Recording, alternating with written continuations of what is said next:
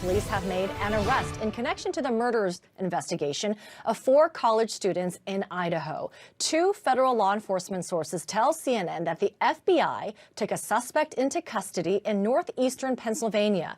The arrest comes nearly 7 weeks after the students were found stabbed to death in a home near the University of Idaho campus. Police in Moscow, Idaho will hold a news conference later this afternoon, and CNN's Veronica Miracle is live in Moscow, Idaho with the very latest. Veronica? Well, Amara, as you said, those federal sources telling our CNN's Josh Campbell and Mark Morales that an arrest has been made. We understand that at this point it is a man in his 20s, but beyond that, there are very few details coming out at this hour. I did speak with police this morning where they said there is going to be that news conference at 1 p.m. today. They would not tell me any further details, but just for context, this is the first press conference that the police department has held in weeks. We understand that this is going to be obviously a major development where they're going to be talking about that arrest, but it has been nearly 7 weeks since the murders happened here at this home behind me, and you can see actually today another monumental day here at the crime scene that has been very relatively quiet over the past few weeks. There is a cleanup crew here cleaning this house today, and it's going to be eventually turned back over to the property owner. And so we understand that so much is happening here in Moscow, and the police department making this big announcement today.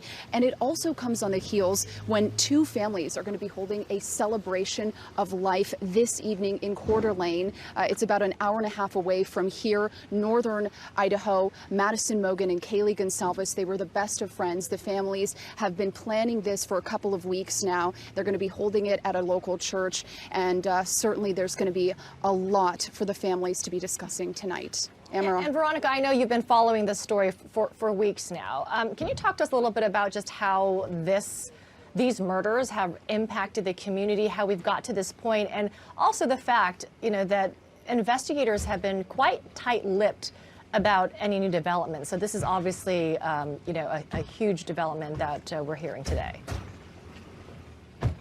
Certainly coming as a shock because, as you said, they have been so tight-lipped this entire time. Nearly the full 7 weeks, there has been very little information released, and I think that's why some of the families, at least one of the families, have been very outspoken. The Gonsalves family, really just frustrated with the lack of information. But the entire time, police were telling us and the public that they had strong leads, that they had a lot of information coming in, and that they were trying to keep the information close to protect the integrity of this investigation.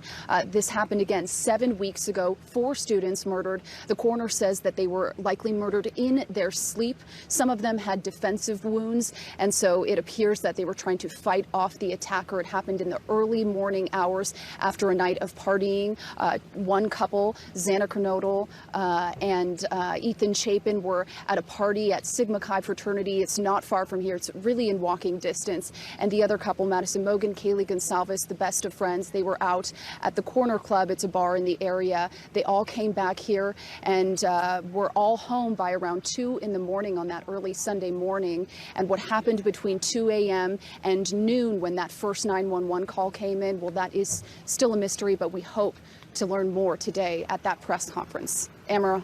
All right, to be held at 4 p.m. Eastern. Appreciate your reporting, Veronica Miracle. Thank you.